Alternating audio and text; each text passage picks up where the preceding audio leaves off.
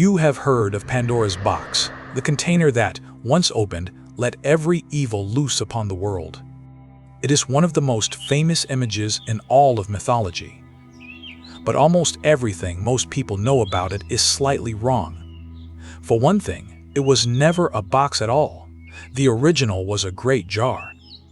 And for another, the story is not really about a careless woman who ruined everything. It is the Greeks' attempt to answer one of the oldest and deepest questions a human being can ask. If the world was made by the gods, then why is it so full of suffering? Why do we grow sick and grow old and toil and die? Pandora is their answer. The story of how all the troubles of human life escaped into the world and the single strange thing that was left behind when they did. What was sealed in that jar?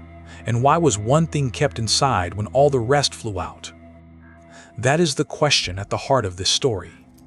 So tonight, you'll hear the real tale of Pandora, the first woman, the forbidden jar, the moment of curiosity that changed everything, and the puzzling gift that remained at the very bottom.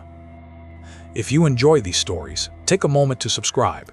It genuinely keeps this channel alive, and tell me in the comments which myth you'd like next. Now settle in and let's go back to the dawn of the world.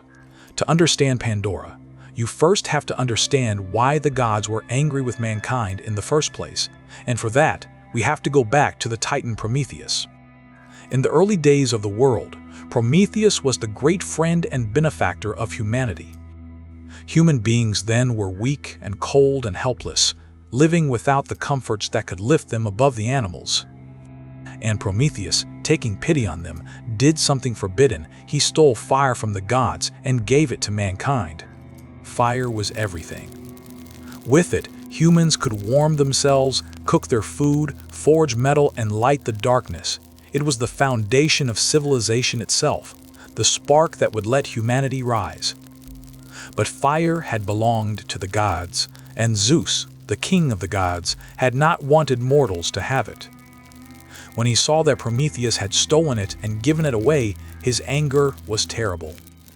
He punished Prometheus himself with a torment that is a whole other story.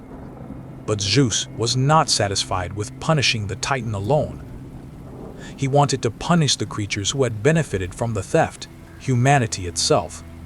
And the punishment he devised was strange and subtle and patient. He would not send a flood or a plague. Instead, he would make mankind a gift, a beautiful, irresistible gift, with a catastrophe hidden inside it. Zeus summoned the other gods and set them to work creating something that had never existed before. Up to this point, the old stories say the human race consisted only of men. Now Zeus would craft the first woman and make of her the perfect instrument of his revenge. He had the divine smith, Hephaestus, mold her out of earth and water, shaping her into a being of breathtaking beauty, as lovely as the goddesses themselves. And then each of the gods gave her a gift, and that is where her name comes from, Pandora, which means all gifts, the one to whom all the gods gave something. The goddess of love gave her grace and charm. The goddess Athena dressed her and taught her skills. But the gifts were not all kind. The messenger god Hermes gave her a cunning, deceitful nature, a flattering tongue, and a mind capable of lies. She was made, in other words, to be irresistible on the outside and dangerous within, a beautiful trap designed by the king of the gods specifically to bring trouble to mankind. And when she was finished, perfect and gleaming and newly alive, Zeus gave her one more thing to carry down into the world of men. He gave her a jar, sealed and full. Now, Prometheus, the clever Titan who had befriended mankind, had a brother named Epimetheus, and the two of them were opposites in a very telling way. The name Prometheus means forethought, the one who thinks ahead and sees what is coming. The name Epimetheus means afterthought, the one who only understands a thing once it has already happened. Knowing his brother well, Prometheus had given Epimetheus a clear and urgent warning before all this began. Never accept any gift from Zeus, he said. Whatever the king of the gods offers, however tempting, send it straight back, for it will be a trick. It was good advice. And when Zeus sent the beautiful Pandora down to the world of men and offered her to Epimetheus, the warning was right there in his mind.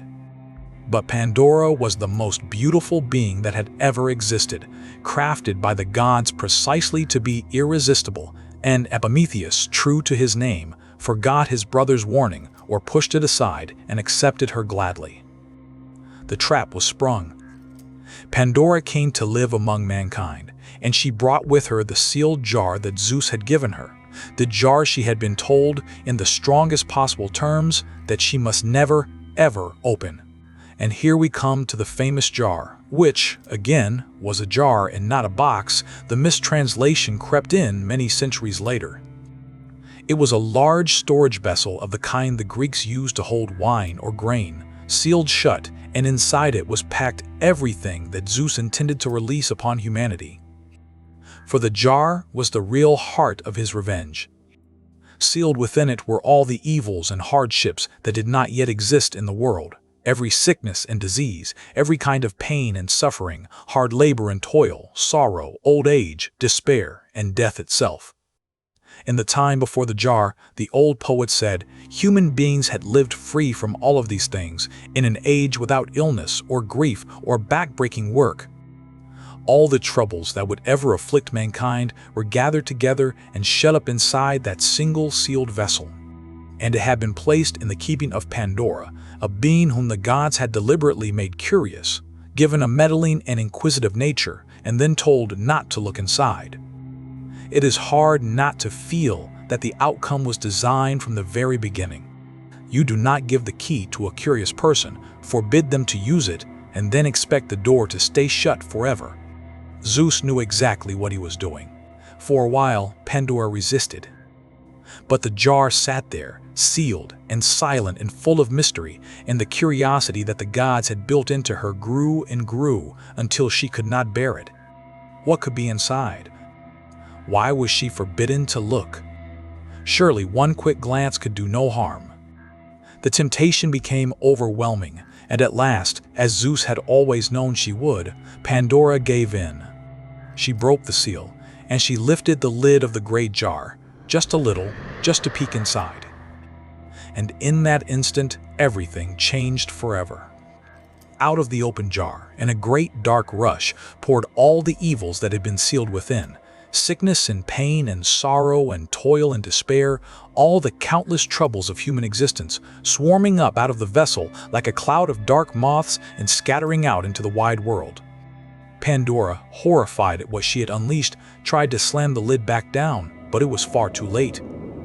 The evils were already loose, flying out across the earth to take up their dwelling among mankind forever, where they remain to this day. With a single act of curiosity, the age of ease was over. From that moment on, human beings would know sickness and grief and hard labor and the slow approach of old age and death. The jar was nearly empty now, but not quite, for one thing had not escaped. As the evil swarmed out and Pandora desperately forced the lid back down, one last thing remained behind, trapped inside the jar near the very bottom. And that thing was hope. This is the strangest and most debated part of the whole story, and the Greeks themselves seem to have puzzled over it. When all the evils of the world flew out, hope alone stayed sealed within the jar. And the great question, argued over for thousands of years, is simply this: was that a good thing or a terrible one? On the kinder reading, it means that even though all the troubles of life were loosed upon us, humanity was left with hope to endure them, that no matter how much sickness and sorrow and hardship we face, we always keep hope, held safe inside, to help us carry on.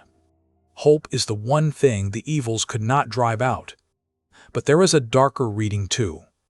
Perhaps hope was simply one more thing trapped in the jar, kept away from mankind along with the relief it might have brought. Or perhaps hope is the cruelest item of all, the thing that keeps suffering people clinging on, expecting a relief that never comes. The Greeks left the question open. And maybe that is exactly right, because hope really is both of those things at once. Whatever we make of hope, the world after Pandora opened the jar was a changed place, and it is recognizably our world, the world we still live in. Before the jar, in the imagination of the Greeks, there had been a kind of golden age, a time when human beings lived close to the gods, free from illness and unending labor and the weight of mortality. After the jar, all of that was gone. Humanity now lived as we live, working hard for our bread, falling sick, growing old, burying those we love, and knowing all our lives that death waits at the end. The troubles that Pandora released never went back into the jar. They settled permanently among us, woven into the very fabric of human existence, and there they have remained for every generation since. That, in the end, is what the myth is really for.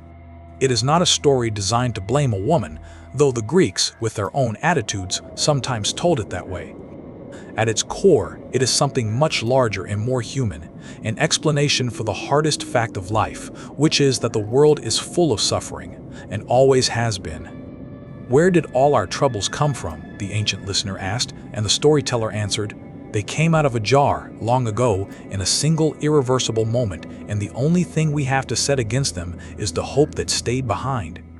The story of Pandora endures because the question underneath it never goes away. Every human being, sooner or later, runs into the same wall the Greeks did. The world is beautiful, and the world is full of pain, and it is very hard to understand how both of those things can be true at once. The myth does not really solve that problem. No story can, but it does something almost as valuable. It looks the problem straight in the eye. It refuses to pretend that suffering is rare, or deserved, or easily explained.